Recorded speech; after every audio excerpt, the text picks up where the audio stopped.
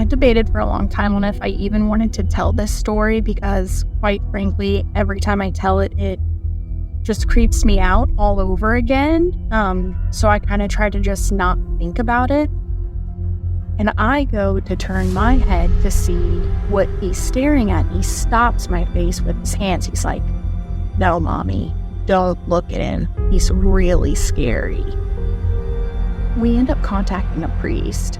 And, he's telling us that sometimes dark spirits or evil things can attach themselves to objects. He's asking us, if we brought anything new into the house. I mentioned the doll. I mentioned that, people in my family have said creepy things have happened where this doll is surrounded. But, I don't really know. Then he asked me if Lawson is calling this thing by any specific name. And I'm like, he is, actually. He calls this thing Thou. And he goes, well, there is actually a demon. And I don't want to say his name because he told me that, names hold power. But there is a powerful demon and his name is Kayla.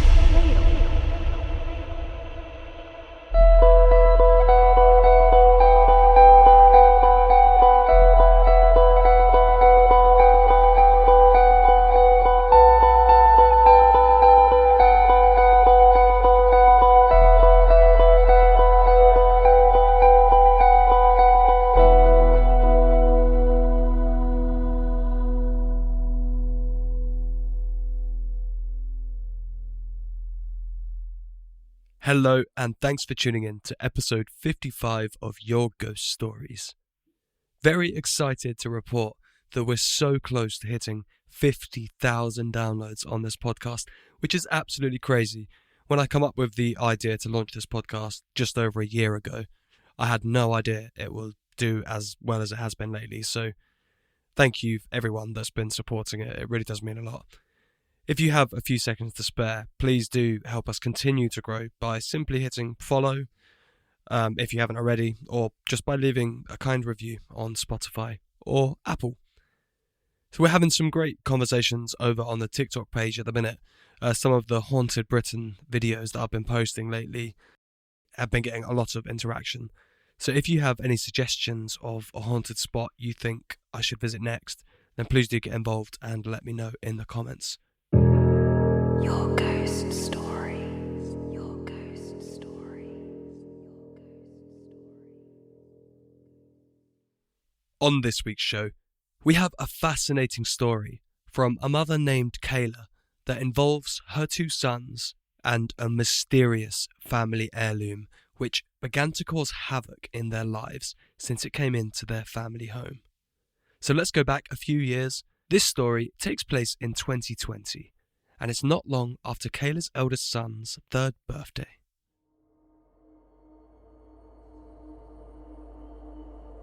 I debated for a long time on if I even wanted to tell this story because, quite frankly, every time I tell it, it just creeps me out all over again.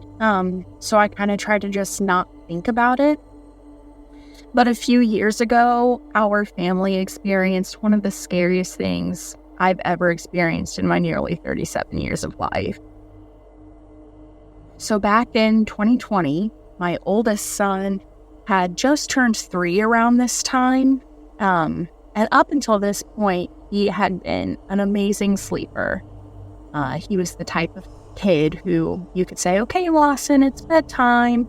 And he'd take himself to his room. He'd soothe himself to sleep. He was a great sleeper. He slept all through the night.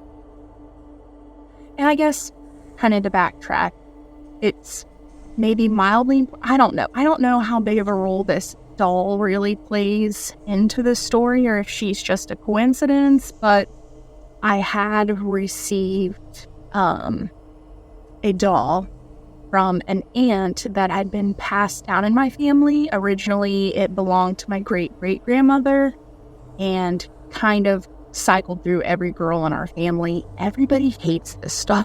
It's also important to note. Everybody always claimed that this doll is haunted.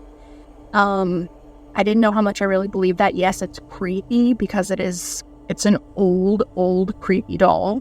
But when it ended up with us, my oldest son did love this doll, played with it all the time, talked to it all the time. And not long after he started interacting with this doll did all of this happen. So anyway, one night he has a terrible nightmare. Screaming, crying, won't go back to sleep, needs me or my husband with him. So I go to him, I lay down with him in his room. And I'm like, okay, buddy, I'm here. I'm going to lay with you. I'll be with you tonight. You don't have to be scared. And the whole time I'm laying with him and trying to get him to go back to sleep, he is staring over my shoulder off into the corner of his room. And I go to turn my head to see what he's staring at. He stops my face with his hands. He's like, no, mommy, don't look at him. He's really scary.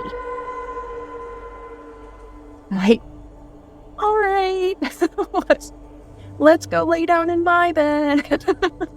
So I carry him and all of his things. We go lay down in my bed. And he's still just not very settled. Still seems really shaken up. I'm like, buddy, you're in mommy and daddy's bed. You're safe now. It's fine. Let's go back to sleep. He's like, I know, but now he's staring at me from over there, a corner in my room. And this is just the beginning of a situation that went on for nearly a year.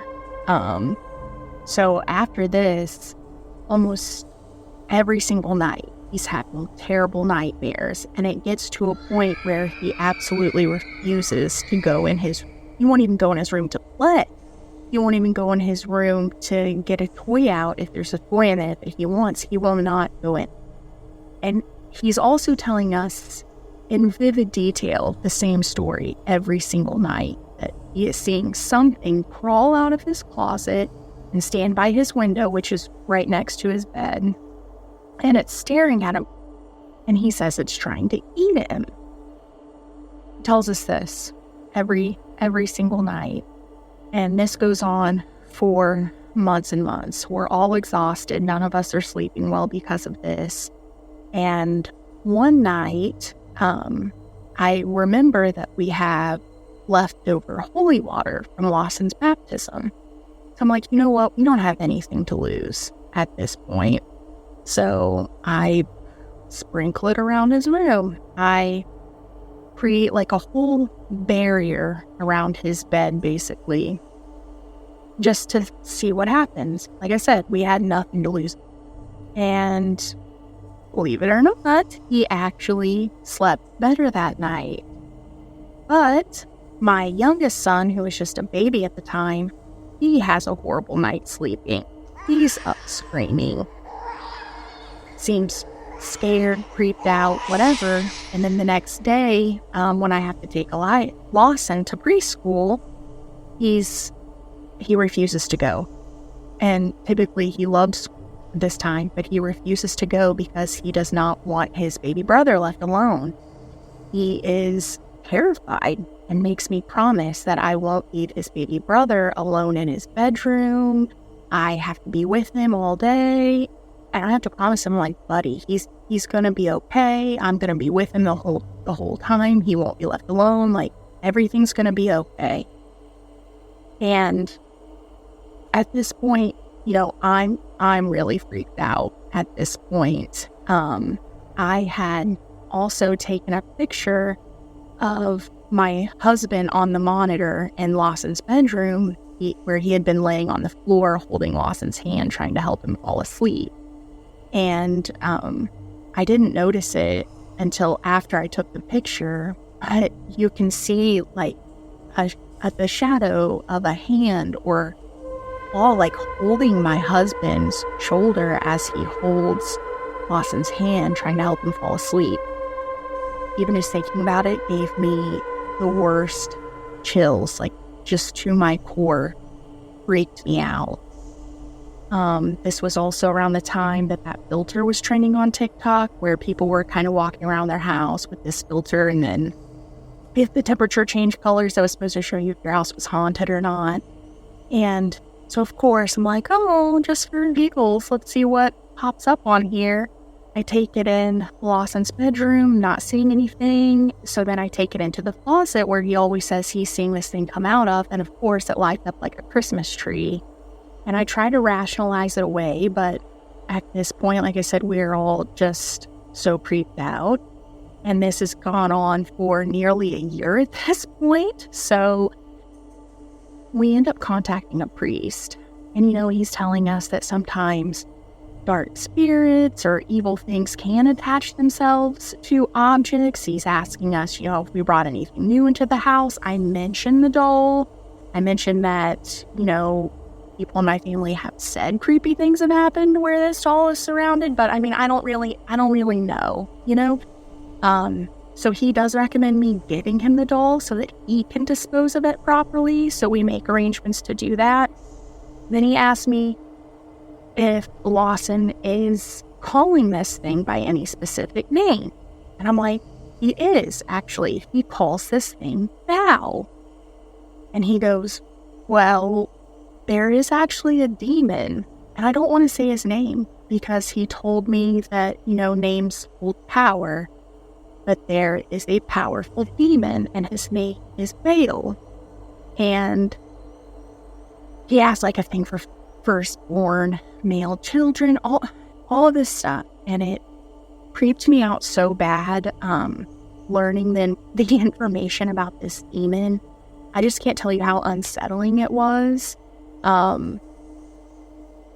We get rid of the doll. We pass the doll off to the priest. He gives us some very specific instructions on very specific things to say and do around our house. He has us open a Bible to a very specific passage and then place this open Bible in the closet and leave it there. And eventually things do calm down. He starts sleeping a little better at night. He's not talking about it every day. But even still to this day, if things have gotten better, he doesn't mention it, but he still won't sleep in that room without somebody with him. He's nearly 7. He's just turned 7 at this point and wants somebody still to sleep in bed with him and help him fall asleep. And if you even mention the name Bow or Baal, he freaks out. We're all still shaken up by it.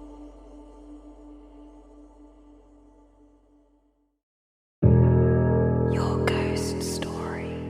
Your ghost story.